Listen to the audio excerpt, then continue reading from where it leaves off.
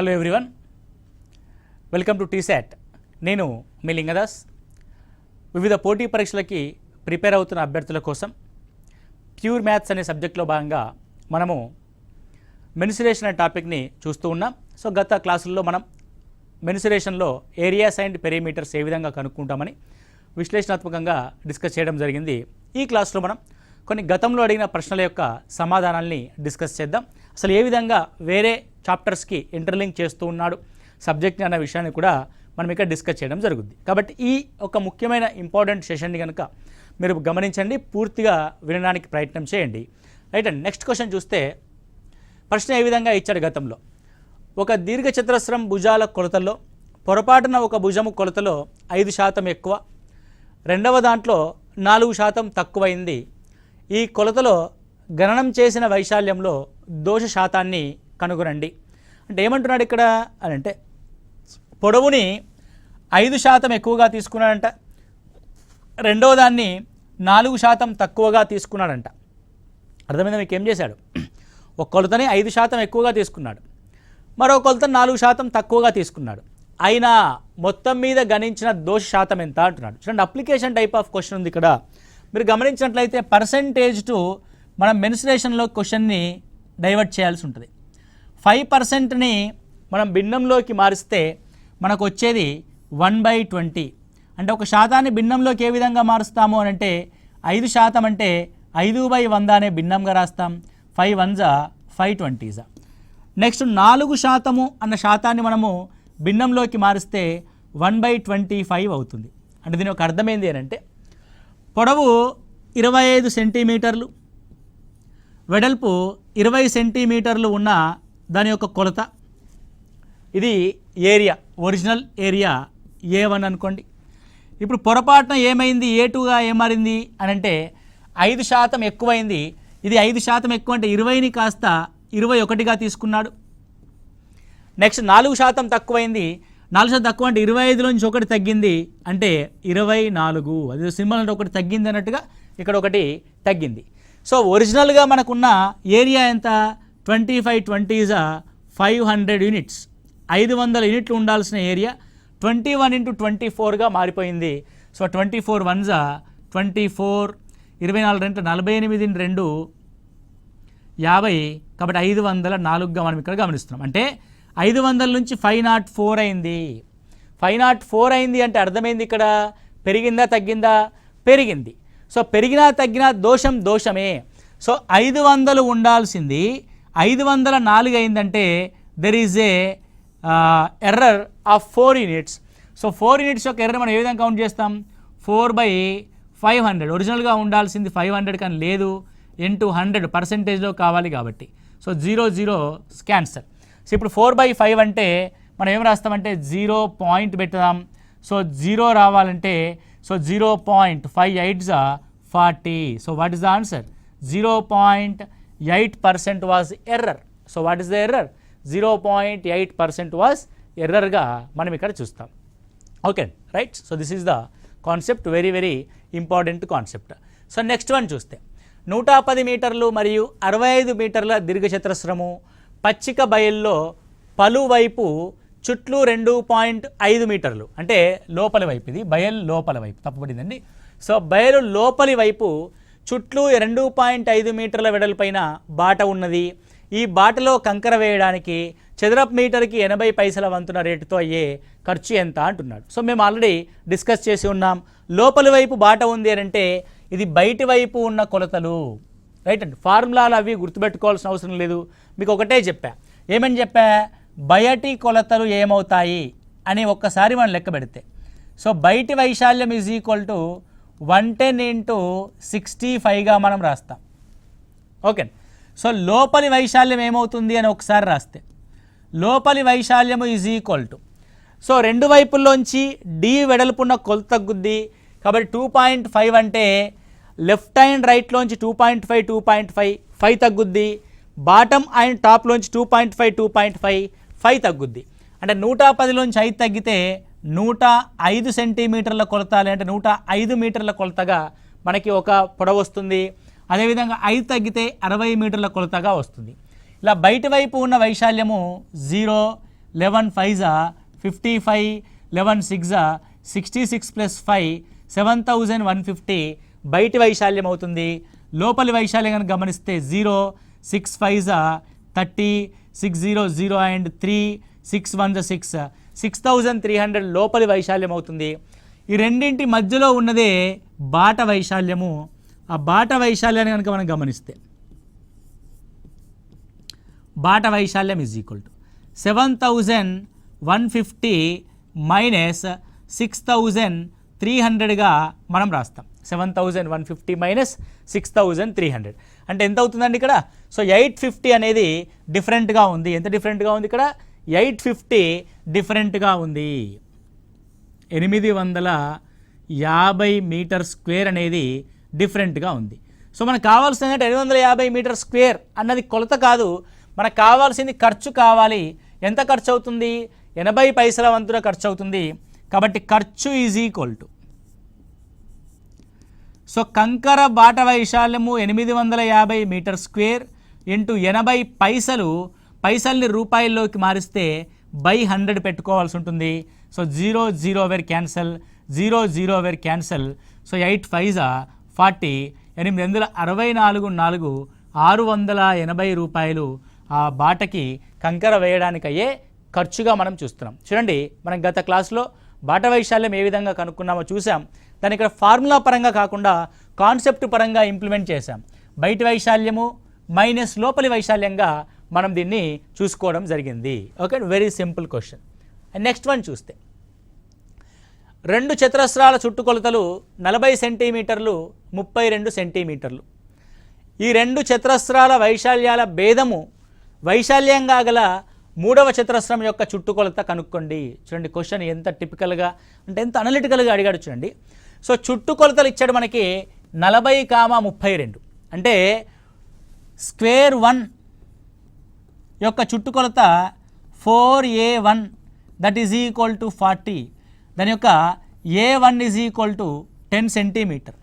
So square 1 యొక్క area 100 అవుతుంది, 10 square కాబట్టి. సో ఇలా క్విక్గా మనం దాన్ని అనాలిసిస్ చేయాలి. So square 2, the square 2 is equal to 4A2 is the perimeter that is 32, 4 8s 32, 8 centimetres is the second square of the side.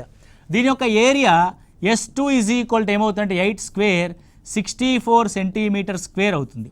నేనేమన్నాడు, ఈ 2 వైశాల్యాల భేదానికి సమానంగా 3వ వైశాల్యం ఉంటే S3 is equal to 100 minus 64, 36 అనేది సెంటీమీటర్ స్క్వేర్ ఏరియా స్క్వేర్గా ఉంది. That is A3 third side of square. So A3 square అనేది 36 అయితే A3 is equal to 6 centimetres అవుతుంది. అంటే 3వ భుజం యొక్క కొలత ఎంత? 6 సెంటీమీటర్లు. 2 చతురస్ర వైశాల్యాల యొక్క భేదము 36 సెంటీమీటర్ స్క్వేర్, అది 3వ చతురస్రం యొక్క వైశాల్యం అవుతుంది. వైశాల్యం 36 సెంటీమీటర్ స్క్వేర్ అయినప్పుడు దాని యొక్క భుజము 6 సెంటీమీటర్స్ అవుతుంది. దాని యొక్క పెరిమీటర్ అడిగాడు మనల్ని. పెరిమీటర్ ఈజ్ ఈక్వల్ టు 4 6 24 సెంటీమీటర్లు. 4 6 24 సెంటీమీటర్లు. It's a clear right. And next one చూస్తే, 2 చతురస్రాల కర్ణాలు 2:5 నిష్పత్తిలో ఉన్నాయి. వాటి వైశాల్యాల యొక్క నిష్పత్తి ఎంత? మీరు ఇక్కడ గమనించాల్సింది ఏంటంటే, భుజాల యొక్క నిష్పత్తులు ఉన్నప్పటికీ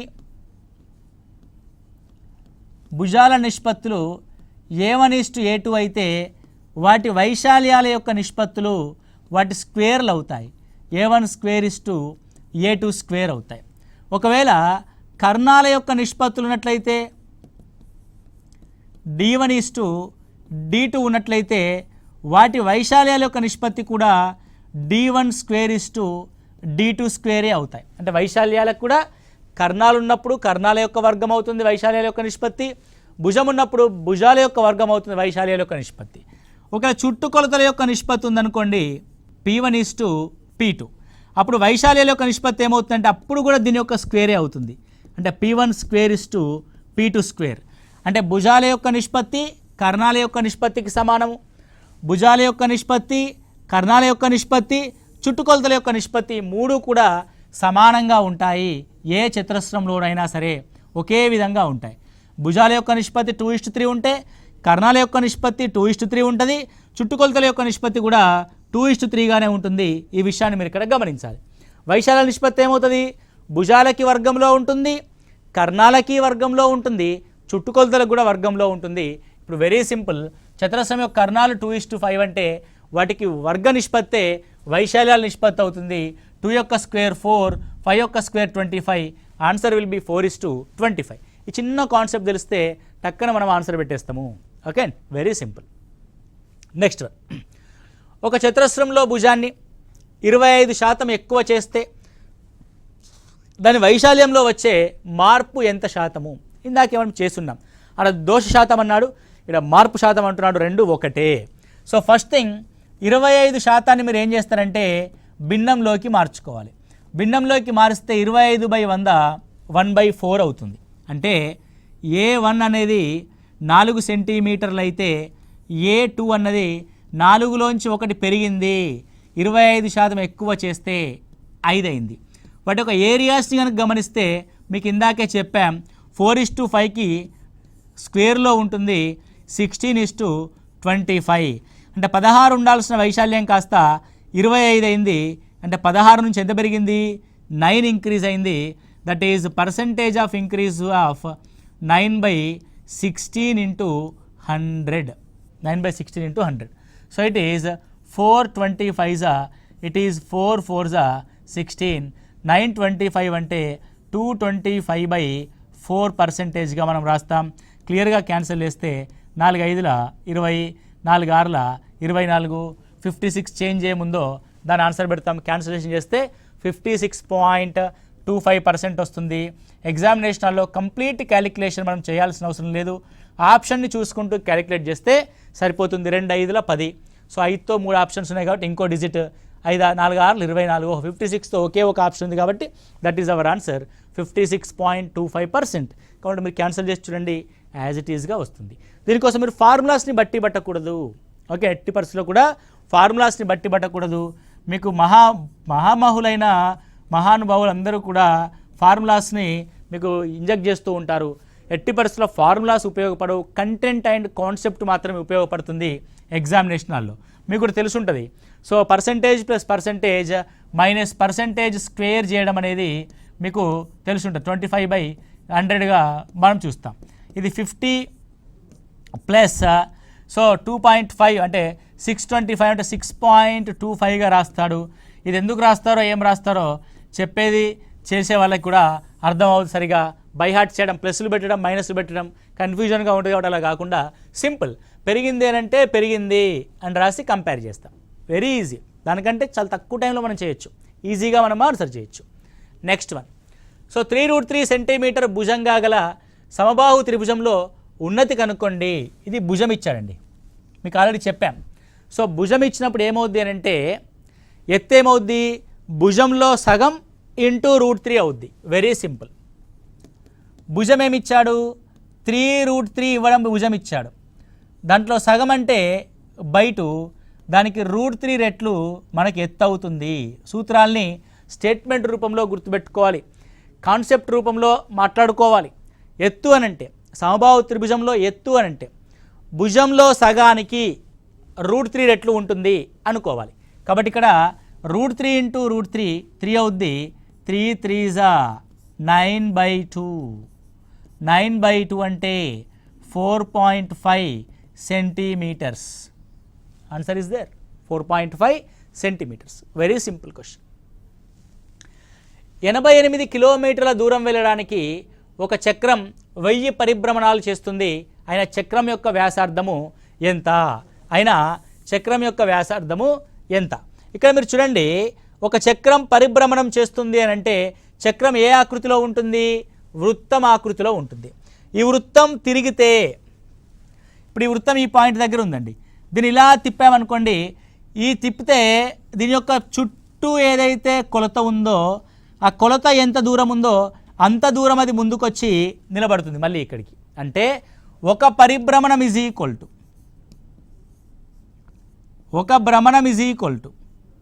దాని యొక్క చుట్టుకొలత 2πr అంటాం. సో వృత్తం యొక్క చుట్టుకొలత ఏమవుతుందంటే 2πr అవుతుంది. అంటే భూమి మీద ఒక చక్రాన్ని కానీ ఒక రోడ్డు రోలర్ కానీ దొర్లించినప్పుడు అది రోడ్డుపై ప్రయాణించే వైశాల్యం ఎంత ఉంటుందంటే దాని యొక్క ఒక చుట్టుకొలతకి సమానంగా ఉంటుంది. దాన్నే వృత్తంలో మనం చుట్టుకొలతని వృత్త పరిధి అని అంటాం. వృత్త పరిధికి సమానంగా ఉంటుంది 2πr. అలాంటిది 1000 భ్రమణాలు చేస్తే 1000 2πrలకు సమానంగా ఉంటుంది. 1000 into 2πr is equal to 82 కిలోమీటర్లు, 88 కిలోమీటర్లు అంట. 88 కిలోమీటర్లు అంటే దాన్ని మీటర్లోకి మారిస్తే 88 ఇంటూ 1000 మీటర్లుగా మనం ఇక్కడ కంక్లూడ్ చేయొచ్చు. సో 1000కి 1000 క్యాన్సల్, 2 44ల పైన మనం ఏ విధంగా రాస్తాం 22/7 into r is equal to 44గా రాస్తాం. 22 2s that r is equal to 7 2s 14 మీటర్స్గా మనం డిసైడ్ చేసినాం. Very simple question.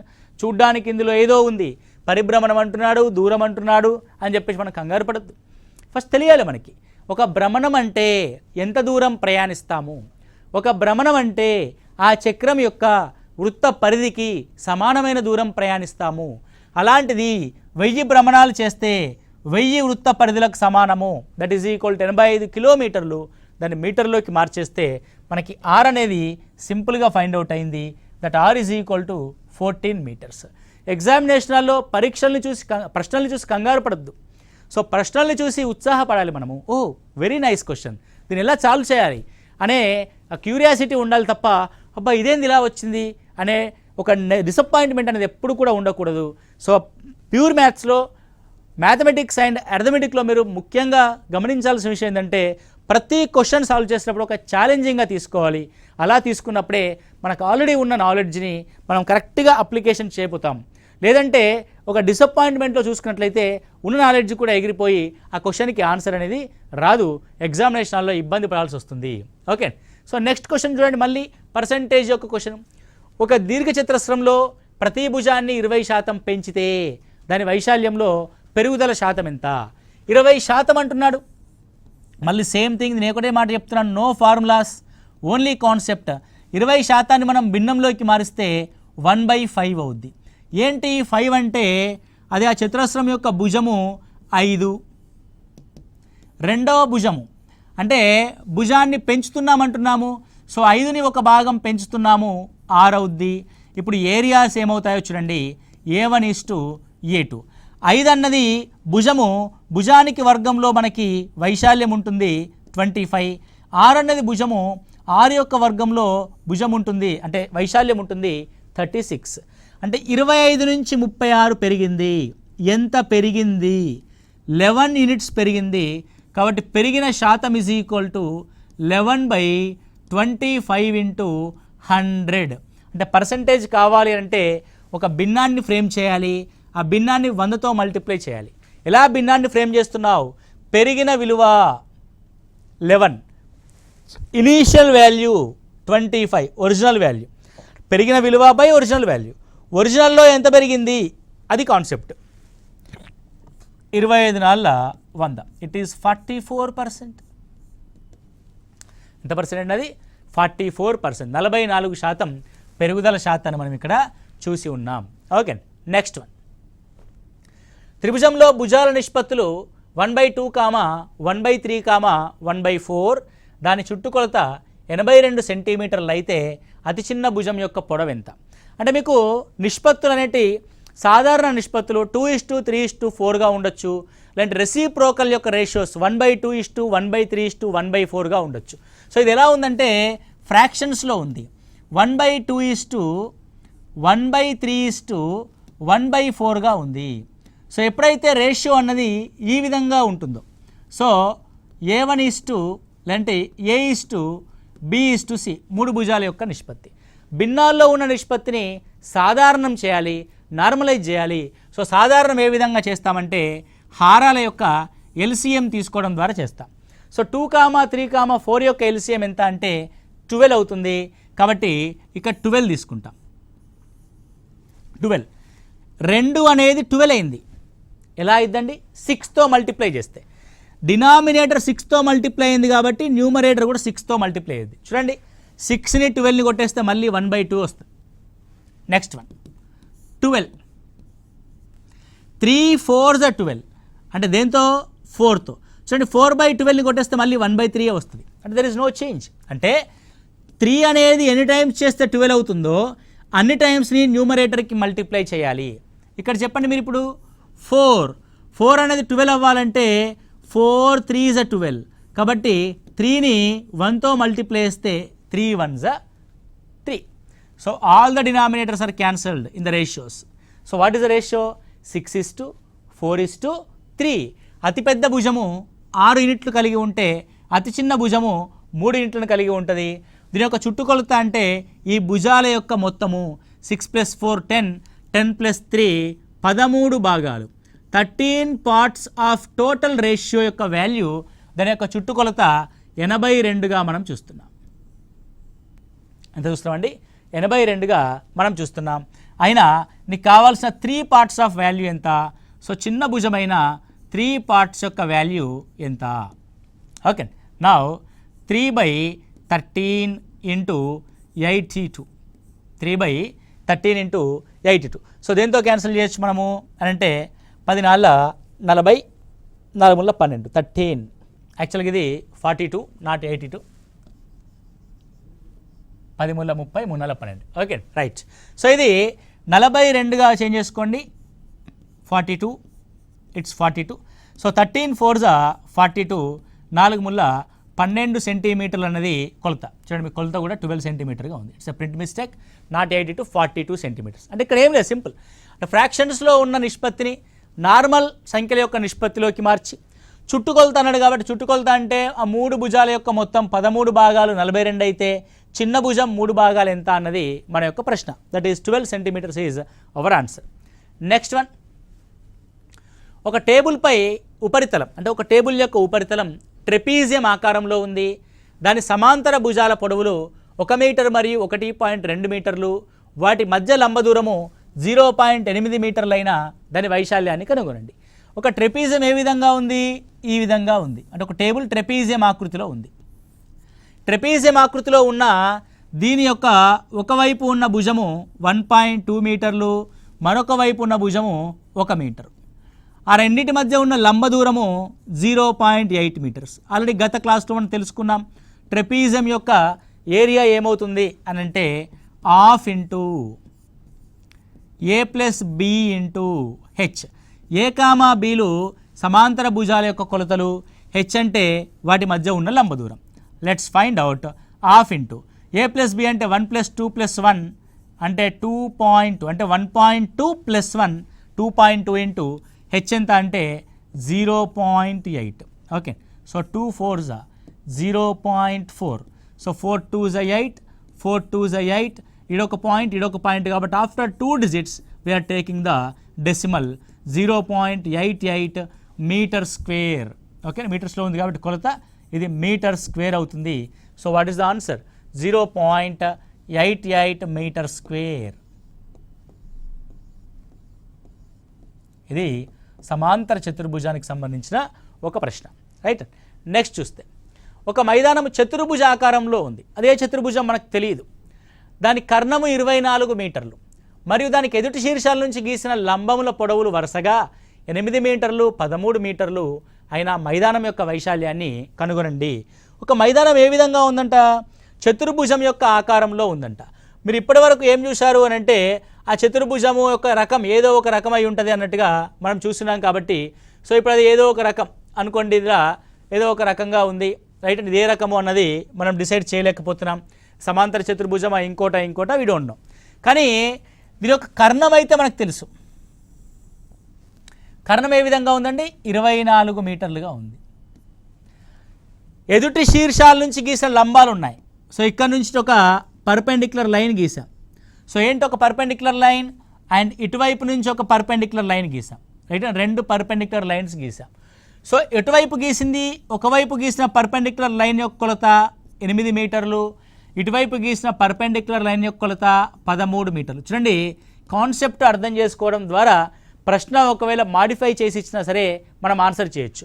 మీకు ట్రెపీజియం యొక్క వైశాల్యం కనుక్కోవడంలో ఇలా కర్ణాన్ని గీసి ఎలా కనుక్కోవాలో చెప్పాం. ఎలా కనుక్కున్నాము? కర్ణము మరియు దాని యొక్క ఎత్తు, భూమి మరియు ఎత్తుల ఆధారంగా త్రిభుజ వైశాల్యాన్ని కనుక్కోవడం ద్వారా ఇటువైపు ఒక త్రిభుజం ఏర్పడింది, నెంబర్ 1 ట్రయాంగిల్, ఇది నెంబర్ 2 ట్రయాంగిల్. కాబట్టి 2 ట్రయాంగిల్స్ యొక్క ఏరియాస్ని యాడ్ చేయడం ద్వారా మనం ఈ క్వశ్చన్కి ఆన్సర్ చేయొచ్చు. సో ఇప్పుడు చూడండి, ఇది భూమి అవుతుంది, ఇది ఎత్తు అవుతుంది. నౌ హాఫ్ ఇంటూ 24 ఇంటూ దాని యొక్క ఎత్తు ఎంత? 8. ఇది ఒక triangle plus half into 24 into అవతలి వైపు ఉన్న ఎత్తు 13. అన్నిట్లోంచి హాఫ్ అండ్ 24ని కామన్ తీస్తే 8 + 13 21. So 2 12s 12 1s 12 12 2s 24 + 1 252 metre square. ఇందులో ఉందండి, ఇది మీటర్ స్క్వేర్లో ఉంది. 252 మీటర్ స్క్వేర్గా మనం చూస్తాం. ఇలా ఒక ఒక చతుర్భుజం యొక్క విలువ ఇచ్చినప్పుడు చతుర్భుజం యొక్క కర్ణము D ఇచ్చి దానికి గీయబడిన లంబాల యొక్క కొలతలు H1, H2 కనుక అయితే, అంటే ఆ కర్ణం మీద గీసిన లంబాలు H1, H2 అయితే అప్పుడు మనకు దాని యొక్క area = ½ into D into H1 + H2 అనేది ఫార్ములేట్ చేసుకోవచ్చు మనం ఈ అంశాన్ని. Okay right. నెక్స్ట్ కనుక చూస్తే రాంబస్ యొక్క కర్ణాల పొడవులు 7.5 సెంటీమీటర్లు మరియు 12 సెంటీమీటర్లు అయిన దాని వైశాల్యాన్ని కనుగొనండి. రాంబస్ యొక్క కర్ణాల పొడవులు ఇచ్చారు ఇక్కడ. సో కర్ణాల ఆధారంగా మనం రాంబస్ యొక్క వైశాల్యాన్ని కనుక్కుంటాం. మీకు ఆల్రెడీ తెలుసు that area ½ into D1 into D2, that is ½ into what is the D1? The D1 was 7.5 into D2 is 12, 2 6 12. Okay. So 6 5s 30, 6 42 + 3 45, 48.0 metre square, అంటే 48 మీటర్ స్క్వేర్ అనేది మన యొక్క ఆన్సర్ అవుతుంది. రైట్. సో ఈ విధంగా మనము ప్రశ్నల్ని ఆన్సర్ చేసేటప్పుడు కాన్సెప్ట్ని ఫస్ట్ అర్థం చేసుకోగలిగితే ఈజీగా మనము ఆన్సర్ చేయొచ్చు. ఈ విధంగా మనం మెన్సురేషన్లో ఏరియాస్ అండ్ పెరిమీటర్ సంబంధించిన ప్రశ్నల్ని డిస్కస్ చేసాం. మరొకసారి క్లియర్గా చూడండి, 1కి 2 సార్లు చూడడం ద్వారానే మీరు ఎక్కువగా సబ్జెక్ట్ నేర్చుకోగలుగుతారు. కాబట్టి సో TSAT వారు అందిస్తున్న ఈ క్లాసెస్ని సద్వినియోగపరుచుకొని మీ యొక్క పోటీ పరీక్షలో విజయవంతం కావాలని కోరుకుంటున్నాను. Thank you. All the best.